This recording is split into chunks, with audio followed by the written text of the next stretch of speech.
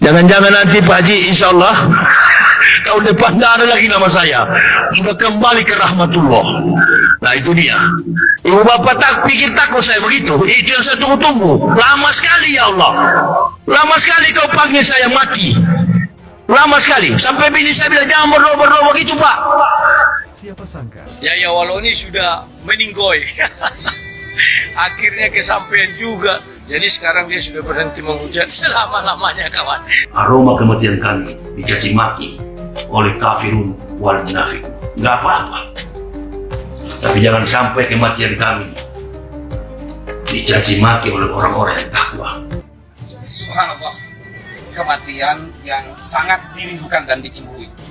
Wafatnya Ustadz Yahya Waloni pada hari Jumat, hari raya Idul Adha, sedang menutup khutbah yang kedua Idul Adha, beliau meninggal. Dan kita meyakini beliau adalah meninggal dalam keadaan syahid. Inilah kematian yang dirindukan oleh setiap orang yang beriman. Inilah kematian yang sangat dicemburui oleh orang-orang beriman. Mati dalam keadaan syahid, husnul khatimah. Karena orang membayangkan bahwa mati itu sakit. Tetapi kematian dalam keadaan syahid, Rasulullah telah menggambarkan, la yajidu ahadukum alamal qatli illa kama yajidu ahadukum alamal qasr. Seseorang tidak akan pernah mendapati sakitnya kematian pada keadaan syahid, kecuali seperti hanya dia mendapati sakitnya tergores pisau cukur. Sedikit sekali rasa sakitnya. Untuk itu, bagi kita semua menginginkan dan cemburu atas wafatnya Ustadz Yahya Waloni dalam keadaan syahid husnul khatimah. Allahumma amitna ala syahadah fi sabilik. Ya Allah, matikan kami semua dalam keadaan syahid di jalan. Assalamualaikum warahmatullahi wabarakatuh. Maka dari itu kita semua perlu Roh Kudus. Karena tanpa Roh Kudus, saudara-saudara, kita akan berakhir seperti Ustadz Yahya Waloni, yaitu meninggal dalam keadaan menolak Yesus sebagai Tuhan. Padahal kita tahu dalam ajaran Kristen, tidak mungkin orang masuk surga tanpa Yesus Kristus. Yang sekarang ribut-ribut itu Yahya Waloni mereka ingat sebagai pendahulu yang paling keras. Nah, tapi akhirnya hari ini dia sudah meninggal. Sesuatu yang disayangkan adalah bahwa dia meninggal dalam posisi ketika dia meninggalkan atau mengkhianati Tuhan Yesus Kristus. Khususnya yang meninggalkan iman Kristus, saudara, seperti Pak Yahya sekarang, yang mungkin iman mereka, saudara, didampingi oleh 72 bidadari. Itu sering saya dengarkan, ya. Yahya Waloni sudah meninggoy. Akhirnya kesampaian juga 1 Timotius 1 ayat 20 itu ya, bahwa dia diserahkan ke dalam tangan iblis agar berhenti menghujat. Jadi sekarang dia sudah berhenti menghujat selama-lamanya kawan. Kami tetap mengatakan membesarkan Allahu Akbar, walhamdulillah, wala ilaha illallah, wallahu Akbar. Kami akan bersyukur. Aroma kematian kami dicaci maki oleh kafirun wal munafik. Nggak apa-apa. Tapi jangan sampai kematian kami dicaci maki oleh orang-orang yang takwa. Kalau kami dicaci maki oleh orang munafik, maka kematian kami adalah husnul khatimah. Itu keyakinan kami. Apabila kematian kami dihiasi dengan ujian orang-orang munafik, itulah su'ul khatimah. Saya keliling Indonesia, nggak pernah naik pesawat. Saya pakai mobil keliling Indonesia bersama anak istri. Di mana-mana kami dicegat, mobil kami dibakar di Manado. Kami tidak pernah lapor kepada jamaah. Itulah resiko berdakwah. Orang yang menghancurkan kami, yang membakar mobil kami, alhamdulillah satu keluarga masuk Islam. Bapak Ibu saudara-saudaraku rahimakumullah, yang kami hormati, kami muliakan para alim, para ulama, tokoh-tokoh masyarakat, wabil khusus, guru kita, orang tua kita, satu-satunya panutan kita. Saya sering mengatakan di dalam dakwah saya, beliau sudah sepuh, tapi semangat beliau dalam menegakkan dinul haq, dinul Islam, luar biasa. Dan saya dari latar belakang yang bukan Islam, termotivasi oleh beberapa ulama-ulama besar di dunia, dan bahkan khusus di Indonesia, termasuk Profesor Dr. Kiai Haji Sukron Makmum. Kita semua berdoa dalam pertemuan halal bihalal ini, agar beliau ditambahkan umur oleh Allah.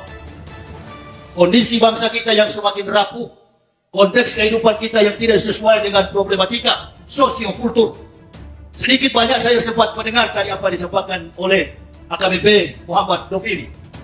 Saya hanya satu mau katakan, kalau Islam ini kuat, insya Allah negara ini akan kuat. Tapi kalau Islam ini lemah, negara ini pasti akan hancur tanpa kita berbuat apa-apa. Atau kita berdakwah sekalipun. Kalau di atas kita ini, para pejabat-pejabat kita ini, golongan mereka ini baru terbongkar. Kebanyakan dari mereka adalah orang-orang yang tidak disiplin atas ilmu keislaman. Islam mereka hanya di kulit, dan agama ini hanya dipakai sebagai tameng untuk mencapai kekuasaan, kedudukan, pangkat, dan lain sebagainya. Oleh karena sebab itu, kepada ulama-ulama muda, kepada ustadz-ustadz para kiai, kita harus lebih berani menegakkan Islam ini. Tanpa harus menyinggung agama siapapun, tanpa harus menyinggung pribadi, demi tegaknya Islam di masa yang akan datang. Indonesia ini adalah mayoritas masyarakat penduduknya adalah Muslim. Saya bersyukur beberapa hari ini saya berteman dengan Pak Kiai Haji Roma Irama. Setelah bertemu dalam podcast, beliau mengundang saya beberapa event dan mengajak saya untuk bersama-sama untuk berdakwah. Ibu bapak bayangkan, saya 18 tahun tinggal di Jakarta. Saya lama di Papua. Saya pernah jadi ketua sekolah tinggi teologi yang ada di Papua. Saya keluar suami istri dan anak-anak satu keluarga. Kami mengucapkan la ilaha illallah. Masuk Islam bukan karena mau kawin. Masuk Islam karena belajar tentang kebenaran ajaran Islam. Kami keluar 2006, 11 Oktober tahun 2006. Kami keluar dan kemudian kami tinggal di kota wisata Cibubur. 18 tahun itu saya nggak pernah berteman dengan siapapun. Banyak yang mengajak saya berteman. Dan saya katakan, saya masuk Islam, saya bukan NU, saya bukan Muhammadiyah, saya bukan Naqsabandiyah, saya bukan Al-Wasliyah. Orang kunut, saya ikut kunut. Orang tidak kunut, saya juga tidak kunut. Saya tidak pernah membackup diri dalam organisasi Islam manapun. Tapi selama 18 tahun, podcast yang kemarin saya diundang oleh Pak Haji Roma Irama, saya langsung tersentuh. Allah Subhanahu wa Ta'ala, kemarin sebelum saya berjumpa dengan beliau, ibu bapak boleh tanya Masjid Al-Mubassirin yang ada di Jakarta Utara, Tanjung Priok. Kebetulan saya yang khutbah Idul Fitri. Saya di akhir khutbah, ketika tutup dengan doa, 15 menit kemudian, saya tumbang dari atas mimbar. Tidak sadarkan diri, tidak bernapas lagi. Seluruh jemaah di dalam masjid menangis. Istri saya dan anak yang ikut. Saya sudah bilang dari jalan, kondisi kesehatan saya kurang fit. Kalau saya roboh dan meninggal, kuburkan saja di Tanjung Priok. Sedih kami berangkat. Dan itulah tujuan kami. Konsistensi orang yang hidup adalah mati. Tahu salah, hidup kalau takut, mati. Seberapa lama kita hidup? Alhamdulillah. 78 tahun usia Haji Roma. 84 tahun usia Kiai Haji Syukron Makmum. Saya belum tentu sampai ke situ. Waktu saya roboh itu, panitia mengatakan kaki dan tangan Ustaz seluruhnya dingin. Tapi wajah Ustaz itu dalam keadaan senyum. Memang saya tertawa. Kesenangan apa yang belum saya rasakan? Kesenangan apa yang belum saya rasakan? Qad apa al-batasakka wa sakaras marabi wa sallah wa tusruna al-ayatad dunya wal akhiratu khair wa aqwa.